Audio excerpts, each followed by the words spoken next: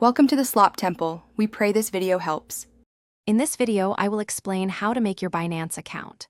First, navigate to the official Binance website or download their mobile application from your App Store. You will then choose to register using either your email address or your mobile phone number. It is crucial to create a strong, unique password that contains at least 8 characters, including uppercase and lowercase letters, numbers, and symbols, to ensure your account's initial security. This foundational step is quick and straightforward. After your initial registration, the next vital step is to complete the Know Your Customer, or KIC, verification process. This is essential for gaining full access to all platform features and higher transaction limits.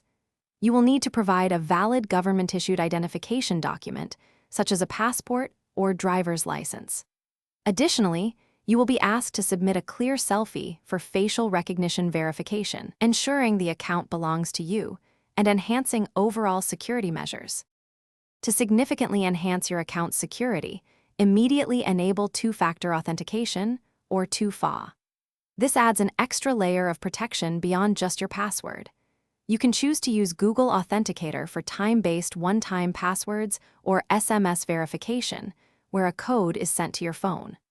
Furthermore, setting up an anti-phishing code helps protect your email communications from malicious attempts, ensuring you only interact with genuine Binance messages. Once your account is secure and verified, you are ready to fund it. Binance offers various deposit methods, including bank transfers, credit or debit card payments, and even peer-to-peer transactions. After depositing funds, you can explore the wide range of cryptocurrency options available for trading. Remember to start trading responsibly, understanding market dynamics and potential risks. Begin with smaller amounts and gradually increase as your knowledge and confidence grow. Thanks for watching. Consider subscribing if we helped you.